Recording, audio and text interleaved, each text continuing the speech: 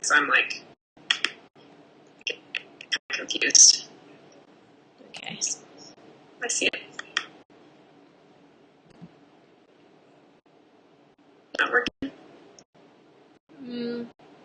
It is? It's working, yes. Okay. Let me just... I can't see myself, but that's probably good. Yeah, it can be distracting. Okay. For people. Okay, that's good. Yes. Okay. Let's see. Hi, Mandy. How are you doing? Hi. It's been a hard day. I'm not gonna lie. Oh, okay. What's going on? Tough day. I don't know. Well, okay, I do know. My husband got back from a long trip, and he's been gone for like 8 days. So I'm just restructuring everything I'm doing in the house right now. Sometimes it's harder when somebody else is there, you know, because you kind of have your own say when you're running the household, and then, so, yeah. Totally. Yeah. Yeah, my babies usually sleep through the night when it's just me on duty, and then when my husband comes back, it's like every sleep cycle they wake up. That's pretty good. They're young. Wow. Yeah. That's awesome. So you are wanting to find some employment outside of the home. Yeah. But mostly for just your own personal fulfillment. Yeah. And the extra cash would be nice, but it's mainly about having a life outside of your kids and your family. Yeah, definitely. Yeah. And I also heard in your self-realization workbook that there's something in your spiritual life that maybe you're having a longing for. Definitely. Yeah. Okay. And also I think along those same lines, you said that the most important thing to you was actually relationships and building relationships that were really meaningful for you. Yeah, I really struggle with letting my heart guide me with people. I get really blocked and really hide myself from people. Mm-hmm. Like if people get too close or want to be friends, or I'll shrink back a lot. How does that actually manifest? Like, what does that look like? Like you don't, you'll back out of plans, or sometimes, or I'll just be really aloof with people and just kind of I don't know. Even with my son at school, I'll it's hard for me to make plans for him to do a soccer practice and stuff like that because I know I'm going to have to see people. It's really, I don't know. It's kind of weird. I'll just kind of hermit myself into my room into my house for a while, for a couple of days. Yeah. So, yeah. Well, that's actually that's really common, actually. Really? Okay. Yeah. It feels, I don't know, I feel really weird about it. Yeah. I feel like I'm, Yeah, it's really common because when you're dealing with anxiety, which is one of the things that you said was a big thing for you, it's exhausting being around people because you're constantly having to battle that emotional response. Yeah. So, of course, you don't want to be around anyone because it's easier to be by yourself. Right. So we're actually going to go ahead and start tapping because you already look emotional. Okay. I am. I'm right at the moment I'm tapping on my shoulder. That's perfect. Your collarbone. Mm-hmm. So you can take a deep breath. Yeah, I'm super tense all the time, clenched. Yeah. Obviously. Okay, take a deep breath. So we talked a little bit about how we might structure these sessions, but I think we're just going to do it totally different. Okay, that's fine. Because I feel like one of the things that is happening is that you have some ideas. You're interested in music and maybe possibly pursuing a career in that. Yeah. Maybe you don't think it's possible. I don't. I'm not Adele, so forget it. Fair enough. Well, we don't have to we don't have to cross that bridge yet. You don't have to believe it's possible yet. What I actually want to start with is that just having this anxiety is going to keep you from making connections and really ultimately any career is built on connections. Right. It's more than just networking. It's about having who you are be seen by the world. That's smart. Yeah. So that's really what it takes if you're gonna start something new. Right. So we're gonna take a look at this anxiety. When did the anxiety start? And I'm just kind of switching back and forth, and you can just switch with me. Okay. Let's see. I've always felt really limited within myself, probably since junior high, like afraid to show myself to people. Mm-hmm. But the anxiety started after I moved to Maryland, after I had my second child. Okay. We moved for my husband's job, and I pretty much lived in Utah my whole life. And so when we moved, it just triggered a lot of fear. I didn't know anyone. I was pregnant at the time, and then I had my second son. And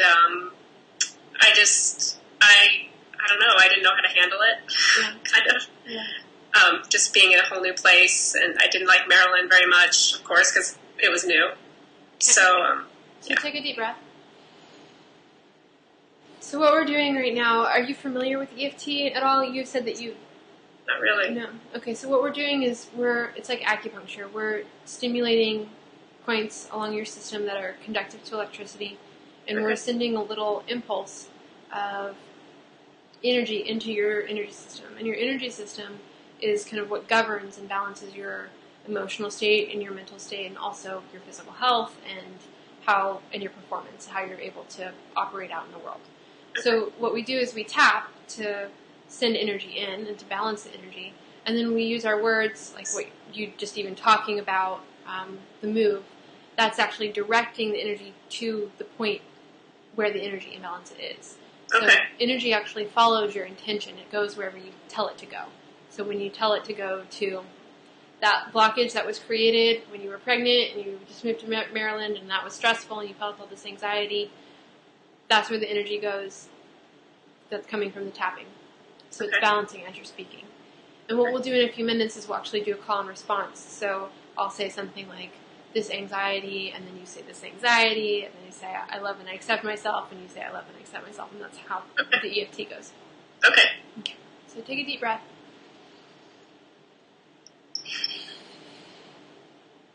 Okay. So I want to pinpoint like just a moment, maybe if you have any memories of something that happened around that time of moving. Maybe it was before you moved when you realized you had to move, or maybe it was a moment in your new house. Or is there a specific moment that you can pinpoint where you felt that anxiety? Well, the minute we had driven to Maryland, we took I think 2 days or 3 days to get here with my 2-year-old. And when we got to the new apartment, I just started crying right when we walked in. Yeah. Okay. Perfect. Okay, so take a deep breath. And we're actually going to do something called matrix re-imprinting, where we go in to that memory and we help her. So we're not even going to work on you. We're going to help pregnant Mandy way back when. Okay. So I want you to close your eyes, and you can just keep tapping on your hand. Okay. And you're gonna go into that moment where you walk into the apartment and you're gonna freeze it. Okay.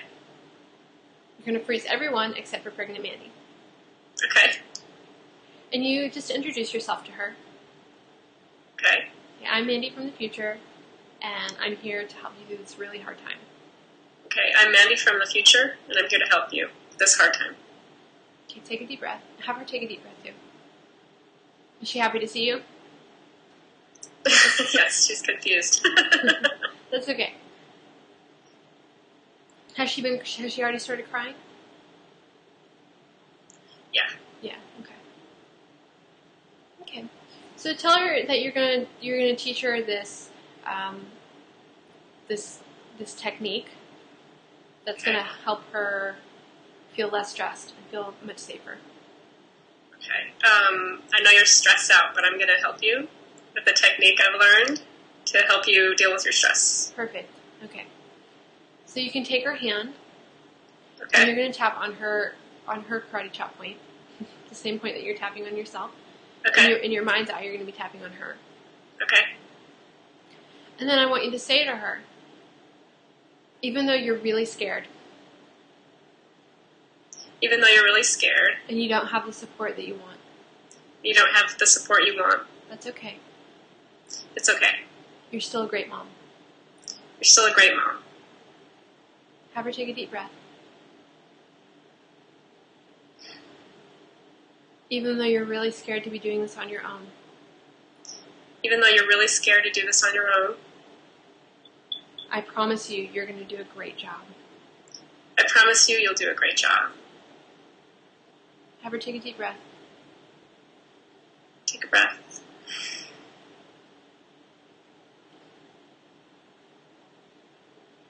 And ask her how she's feeling now. How are you feeling? More relaxed. Okay. More confident. Okay. Is there anything else that she would like your help with?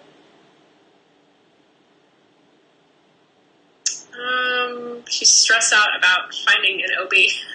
Yeah. Okay. So, did she find a good one? Yeah. Okay, so why don't you go ahead and tell her that? Okay. You'll find a good one, don't worry. Yeah. You can even tell her how to find the good one. And which one is the good one.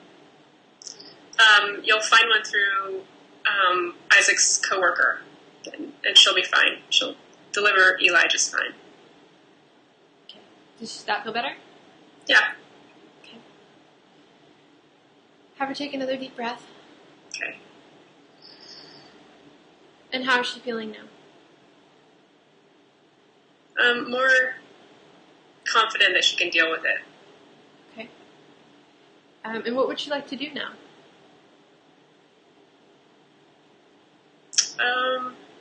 Hug Sam. Okay. So you want to unfreeze them? Yeah. And she's going to hug Sam. Yeah. And I just want you to see her. You can put your hand on your heart now. And see her hugging Sam and see her how she's relaxed. See her belly. Maybe her shoulders are relaxed down now and her face is soft and she's being held. And just breathe that in. Let that feeling and that memory flow in from the top of your head all the way down to your toes. Let it fill up your heart and send that out in every direction.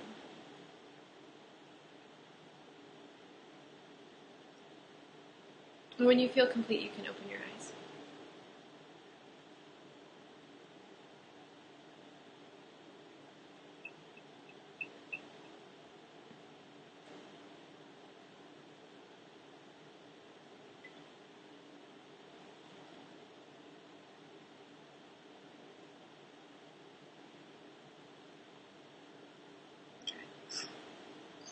So it may not be...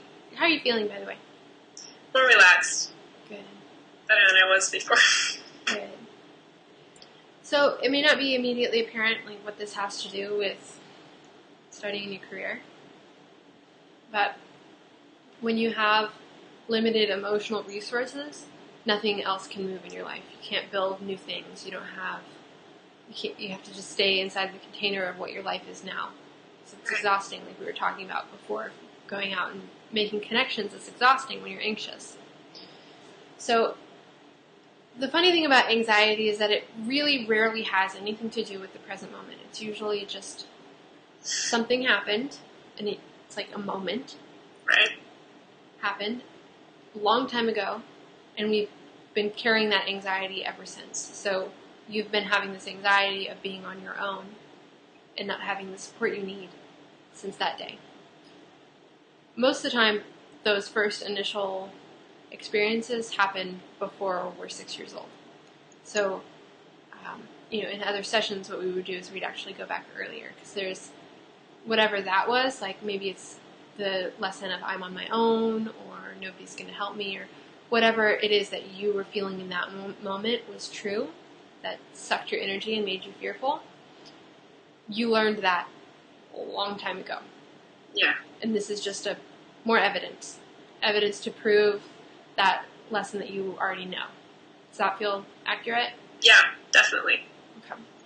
And what happens when you actually go to the original source is it knocks down, it's like a domino effect where you hit the first one and it just knocks all the other one out of the park. So you don't have to go and talk about every single messed up thing that's ever happened to you.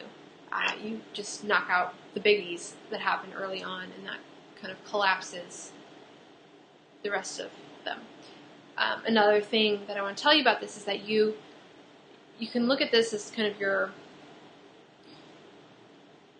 emotional landscape is your resources. This is like where you can go emotionally, and if you have a lot of those triggers, if you have a lot of those traumatic experiences in your past, that's where you go. So you're walking down the street, and then you see the guy that reminds you of the guy that hurt you, and then you hear the car honk, and that reminds you of the car accident you were in, and then you can't get a hold of your husband, and that's just like when you were lost in the grocery store, and it's like that's what your life is like. You keep getting sent back to those past experiences. So what we just did is we went into that experience, and we actually created it as a positive experience where you were having a connection with Sam.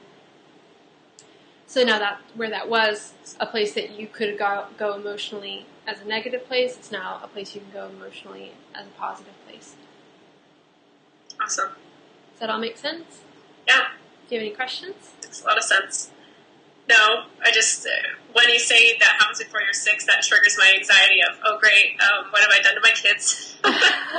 Okay, well yes, that's a really valid thing. You totally screwed up your kids. Right. I'm so screwed up. So I've screwed them up already. Even if you were perfect, you would screw them up because, and this is a really important thing to understand. It doesn't matter what happened. It only matters how you experience it. So if you were the perfect parent and you were there every second, the exact way that they needed you to be there, you would still screw them up. Because at some moment when you were there, it wouldn't occur to them that you were there. It wouldn't occur to them that you were doing what you were doing. They would see it in a different way. They would see it as they were abandoned. They would see it as you didn't like them or didn't want them. That's just their experience. Right. And that's what we learn from. We learn from our own experience, not from what actually happens. So that's helpful for you to know about your own past, because sometimes people have the experience, well, nothing ever bad happened to me. I didn't, I had 2 loving parents. I wasn't abused. So why do I have issues? It doesn't matter. It could be a bee sting. It could be like being left at the grocery store. Right. It could be such small things that cause these patterns in your life. Okay. So if we pay attention to patterns now, we can live with them differently, or no, you actually undo them. Say that again. You actually undo them. Cool. Yeah. It's good. Yeah. Yeah, it's not a coping mechanism. It's not a coping strategy. It's sometimes it takes a little bit of investigating. Like we would look at when was actually the first time you experienced whatever it was you were experiencing when you walked into that apartment. Right. Asking you, do you have an idea of when that might have been? Feeling alone, I don't. I feeling,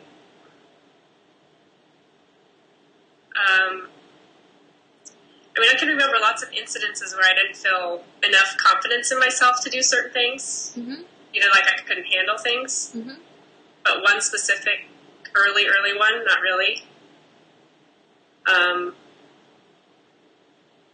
Like in junior high, all the time I wanted to take an art class or, sing or do something, and I would always, shy away from it. I'd make up some reason why I couldn't do it. Yeah. So, I don't know. Okay, so...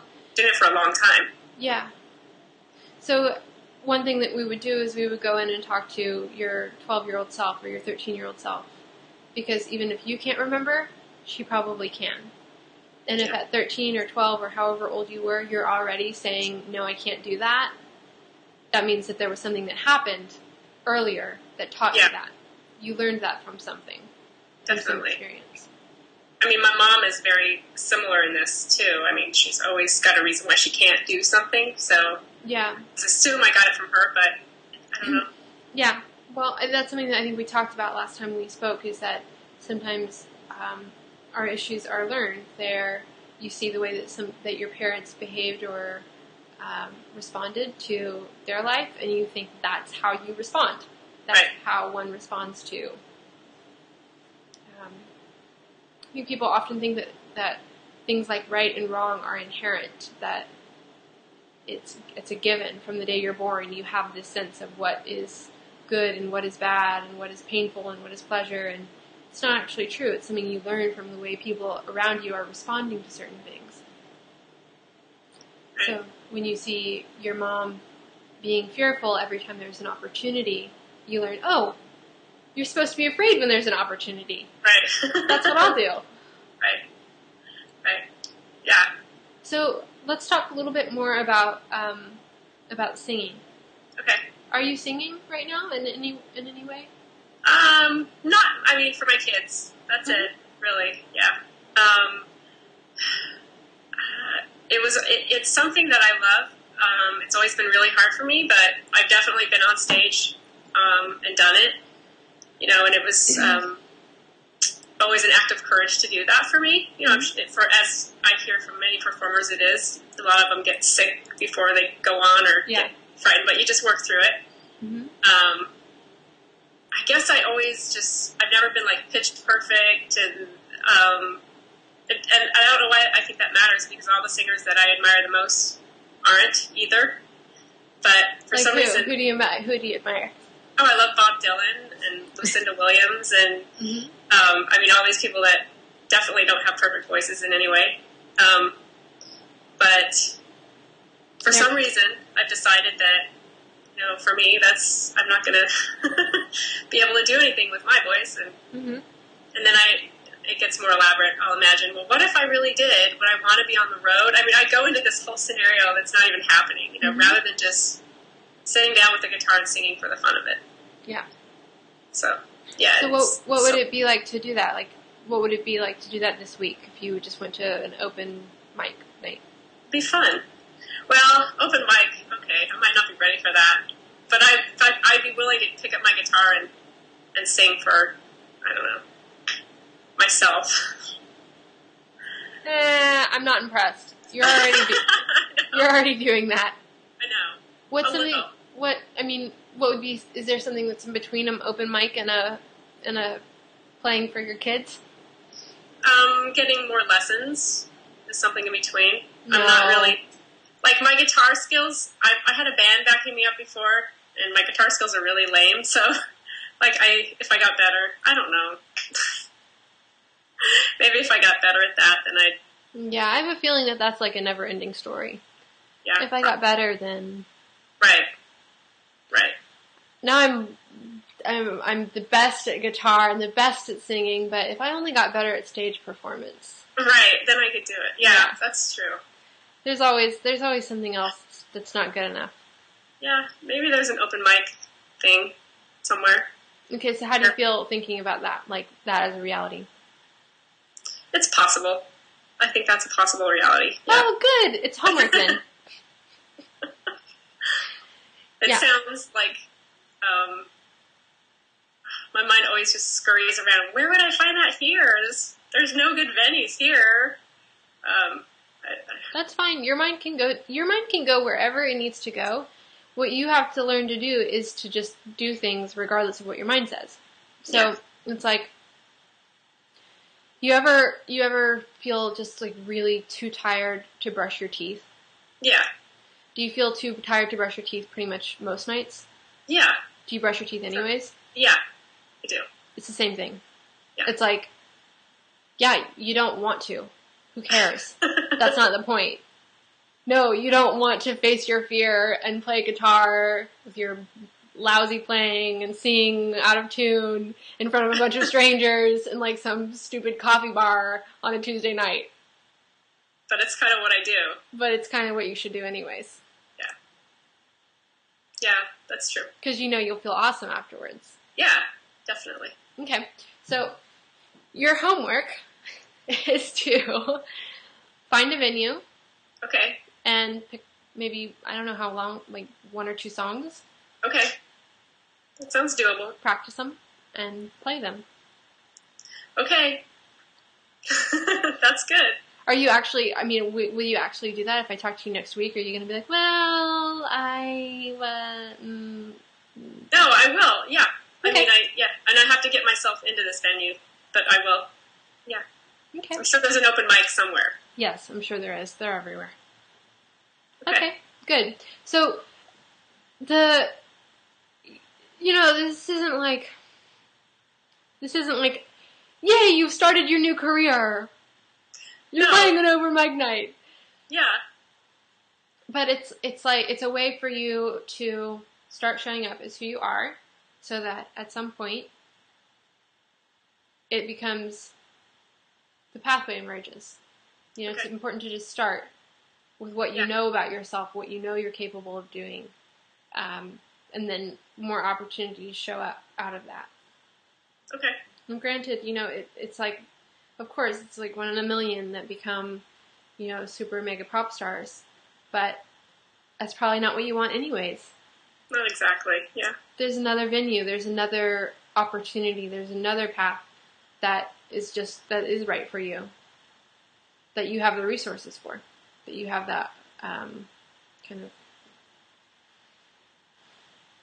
it's going to be what's easiest for you. It's going to be what comes naturally, the pathway that comes naturally. How are you feeling right now? A little anxious about that, yeah. Uh-huh. I mean, I know I can do it. Okay, so can you tell me a little bit about what your anxiety is from? What it's from, I don't know. It's kind of like, am I still trying to pursue this old dream? Like what, am I not too old for this? I don't know. Uh-huh. That kind of stuff. Anything else? Like how silly is that? I don't know. Can I ask you something? Yeah. Is this an old dream or is it a current dream? I don't know anymore. Well, imagine it. Close your eyes and imagine it. Imagine myself doing it. Doing it? Yeah, what's it feel like? Well, it feels joyful because I love to sing. It feels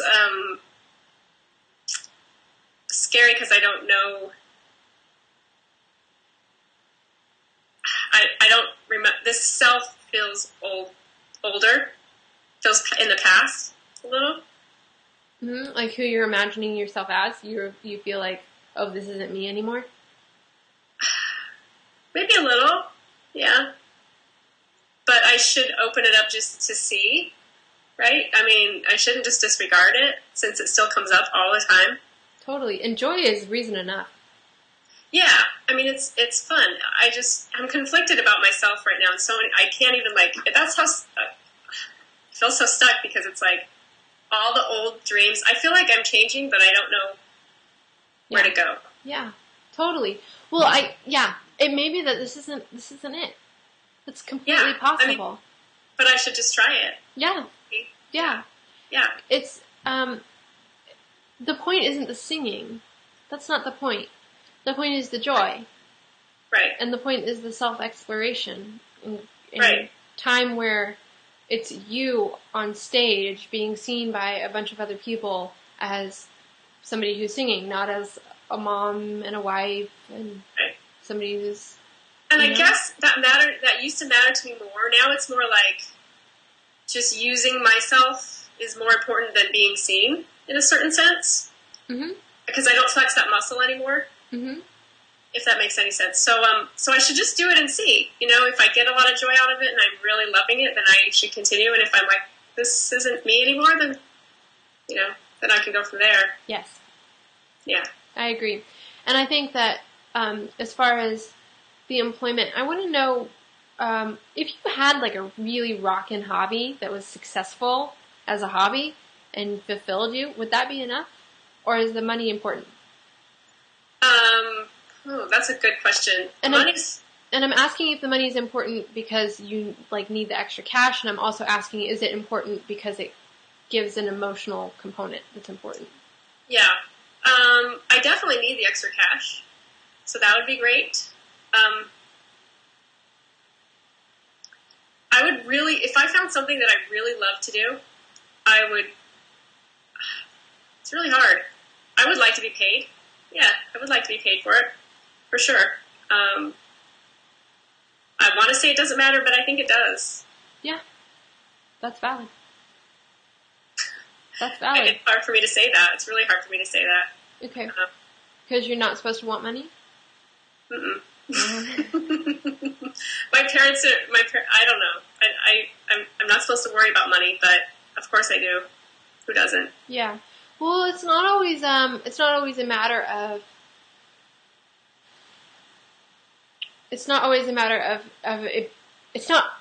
it being about money isn't always about money. Right. Right. I know that for myself, coaching is like, oh my gosh, I love to coach. I love doing this work. I can't imagine anything that would be more fulfilling for me.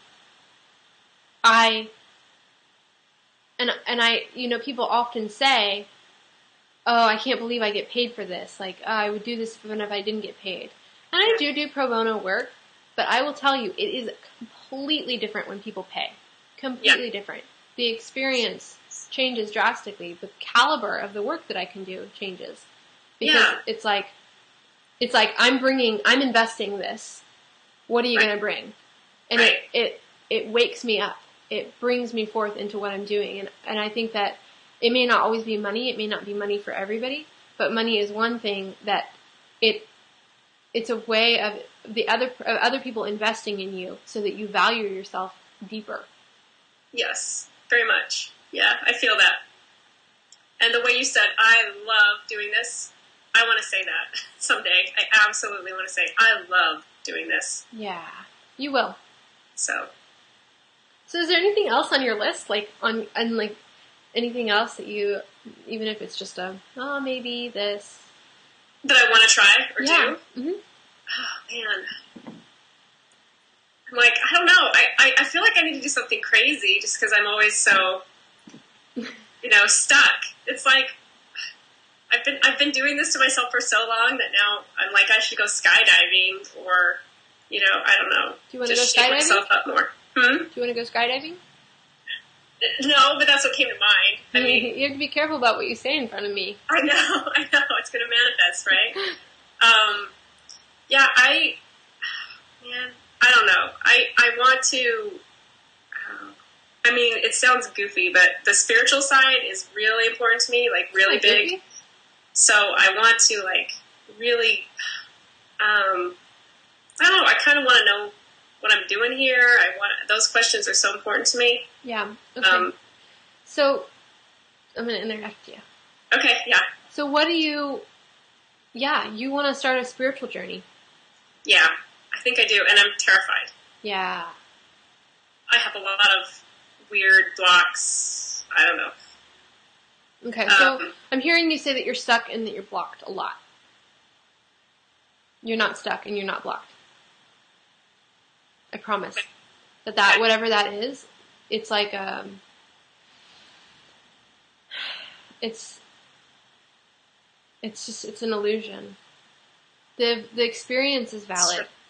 The experience is valid. That's not what I'm not saying that what you're experiencing isn't real. But in terms of what's happening, being stuck means somebody's holding you in place. Right. No one's holding me. Yeah. And I'm saying that because all it takes is movement. All it takes is you moving. All it takes is an open mic night, and you're not stuck anymore. You know that you were never stuck, that you just weren't moving. Yeah. That's the difference. Is stuck is you're unable to move, and where you are is just you're not moving. Yes. Yes. So, spiritual path. You're a little bit afraid that you're going to find something really big and powerful and heart-opening and ego-destroying. And, absolutely. Yeah. It's a valid fear. You probably will find something that's heart-opening and ego-destroying. Yeah. The more I even look at things like that, the more I read, it is. And opening your heart is terrifying, I think. But it's also, it's almost like, to me, the biggest thing that I could do. Yeah. So. Yeah. So you need spiritual community. You're not the first person that said it that way to me. Yeah. I'm really, I don't know where to find that. Yeah. Do you, are you more comfortable or less comfortable with any particular kind of denomination or kind of spiritual conversation? Yeah, I mean, I didn't have any church background or any religious background, really, growing up. I think,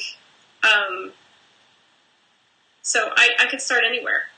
I'm more inclined towards I don't know, maybe almost not Zen, but more of the thinking like Eckhart Tolle and, looked into Byron Katie and that kind of stuff resonates with me more.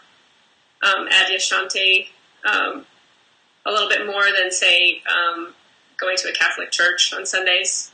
Yeah. But my husband grew up in the LDS church. He was Mormon growing up, and I have a lot of that in my background too. Mm-hmm. And I keep getting sort of like pressured. I shouldn't say pressured, but his mom is like, "You guys should go to church and bring the kids," meaning the Mormon church. Yeah. And I had missionaries at my door last week, and I have it doesn't fulfill. It doesn't. When I sit in a church, that particular church, it doesn't fill my heart up. But something about it keeps calling me in a certain sense, and I don't know why. And I want to resist it, but I also want to learn to embrace it. If I can be confident in myself and know myself, then I know that I can open my heart to any type of person. So, I don't know. Okay, so I have, so these kind of new age gurus, like Eckhart Tolle, all these kinds of people, they're just borrowing from old religions. Right. And when you get to whatever they're studying, right, it has just as many flaws as any other religion. The Eastern religions are just as riddled with guilt and confusion and everything else as any of the Christian religions are. Regardless of where you go, there's going to be it's going to take a practiced ear to hear the truth in it, to find the kernels of the divinity speaking through it, because there is divinity there. It's just it's gone through a lot of hands, right? So it's gotten messed with. Yeah. But I think maybe in the New Age world, Christians and Christianity has kind of a bad rap. Yeah. But I think Christianity is great, and if you feel drawn to it, it's great because it's really readily available, and there's community there. Yeah. So I think that whatever you're going to have to learn in order to be comfortable at a Mormon church, and maybe if you're not feeling joy, if you're not feeling filled up from it, that's not it. That's not where it's at. Maybe it's a different church. Maybe I don't know what it is. That may not be the right fit. But I think that if you're looking for any time that you're sitting listening to somebody else speak about God, if you're listening for everything you're saying feels true to me, this might be a long time coming. Yeah. So what do you feel is drawing you to it? Do you think that it's just that, is it just that it's knocking on your door, or is it that you actually feel an internal pull towards it? No, I don't feel an internal pull towards it. It's almost like an ancestral pull. It sounds so weird. But it's almost like my boys are going to need a structure of some kind. I feel like. Yeah. They're both already asking about God. They want to know what happens when you die, and since I didn't go to church as a kid, I feel like, boy, maybe I could give that to them somehow, some kind of a structure there for them. Yeah. So I think it's my kids in terms of the Mormon church. Yeah. In terms of myself, though, I mean, no, I don't. doesn't fill me up. Okay, well, I really understand that desire to raise your kids inside of a spiritual structure. I think that it can be much more effective if you share your spiritual experience with them, though. Because kids will listen to somebody standing at a pew like they're right. Right. And that's giving somebody else quite a bit of responsibility for the spiritual well-being of your children. And I think that if that's not coupled with your own practice and your own searching and you being open with your kids about that, then they're going to be having to deal with things that you don't know how to deal with, that you've never had to deal with because you weren't raised in that way. Right. I have a lot of clients that come to me with pretty severe spiritual abuse because of that, because of things that are slipped in at a really young age about what happens when you're not a good little boy or girl, Right. So I think that way more important for your kids is you being on a spiritual journey, you being you being aware of your spiritual life, right, and being open with them about that. Okay. So you could just invite them as you're learning. If you listen to books on tape, listen to them while they're around. And if you want to experiment with going to a kirtan or going to a yoga class, there's tons that invite kids to come along with them. So I think that could be a really a way for you to meet both of those needs. Yeah. And I think that another thing that I want to say about kind of finding your spiritual home, I found for myself that it's less about the message, because the messages are pretty much the same, just in really different languages. But it's more about what the community is paying attention to. So what part of the message are the people, not even necessarily the spiritual leader, but the people, what are they paying attention to? What are they seeing as important? What are they taking into their lives? Because that's what is going to support you in being on any kind of spiritual path. Yeah, that's a really good point. So that's what I would look for if you start looking at different communities. That's what I would look for. And you could do like a sampler, like a weekly. We're going to go to synagogue this week. We're going to go to kirtan this week. We're going to go to ecstatic dance this week. There's tons of things out there. You can go to sweat lodges. You can go to, all sorts of things. I love that. I've been wanting to do something like that for a really long time. So I can just do that. I can do it. Yeah. That resonates with me a lot. Because I do feel that need for a community, and I don't know where to get it. I mean, I just don't. Yeah. And if you bring your family to these things instead of just going by yourself, it'll protect you from just standing in the back and being an observer and leaving without anyone saying hello. Right. And as soon as your kids are there, then the kids are playing with the other kids, and you get like the immediate mommy social life. Yeah, that's cool. And then I can see what everybody likes, maybe. Yeah. Okay. I like that too. How are you feeling now? Like I need to act. Yeah. Like a sort of not a pressure, but kind of like I got to get off my seat and do this stuff. Yeah. So maybe let's break it down. Do you have a pen and paper? No, but I can get one. Yeah. Just grab one.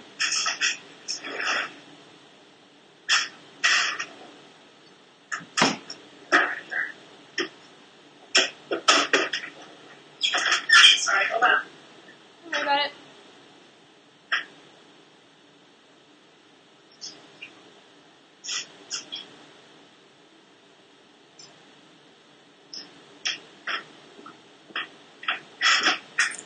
Okay, got it. So I want to break up what is on your to-do list into actual steps. Because when you're feeling stuck, if you tell somebody who thinks that they're stuck to go run a marathon, then they're just going to stay still. You tell somebody to lift your left leg, move left leg forward, put left foot down, then it seems manageable. It seems like, oh yeah, I can do that. Right. So, for playing an open mic, you need to find a venue. So what are you going to actually do to find a venue?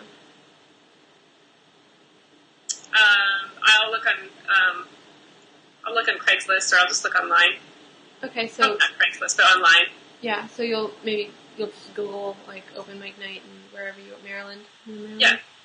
Okay. Yeah. And then the next step would be to call them or find out exactly when it is. Okay. And then the next step would be to talk to your husband and make sure you can get that time to yourself. Okay. And then you would need to pick some songs. Okay. And then schedule some time to practice those songs. Yep. You could probably do that really easily with your boys. They can help you. Maybe pick songs and practice. Okay.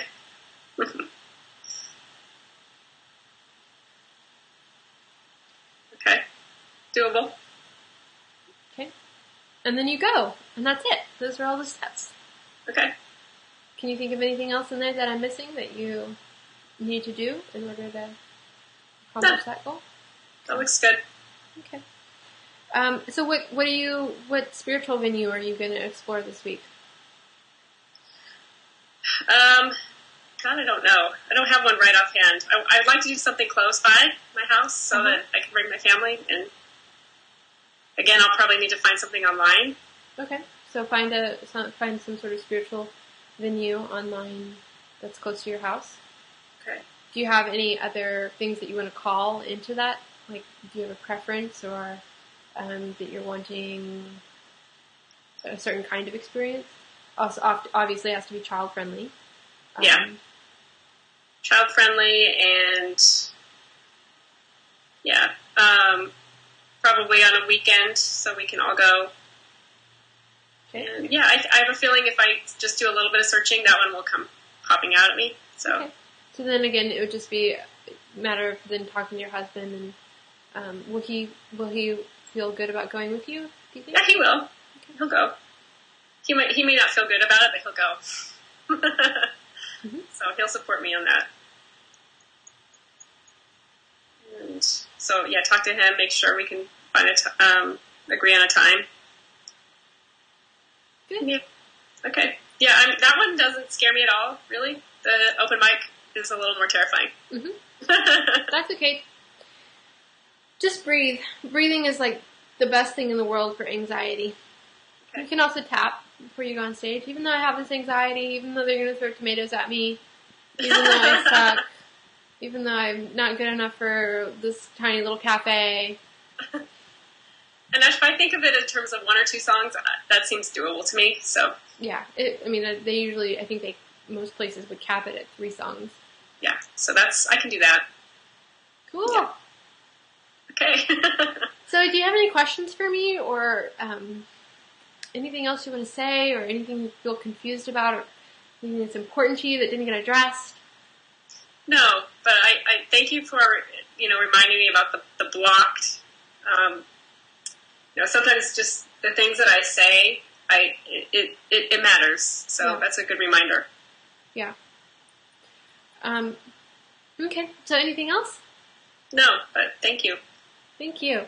I also want to say to you, in preparation of our next session, that, we touched a little bit on the EFT and the matrix re-imprinting, but we'll go a lot deeper.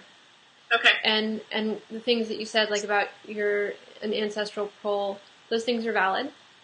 And well, in that particular case, it didn't sound like it was a negative pull. If you don't have any memory of what is having you keep your heart closed, then it may be further back than your birth. So we can look at that too. Okay. Okay. Well. Okay. That sounds intense. But good. Yes. It will be intense, but Okay. But that's okay. Yeah. Okay. All right. Thank you very much. Thank you. Have a great day. Okay.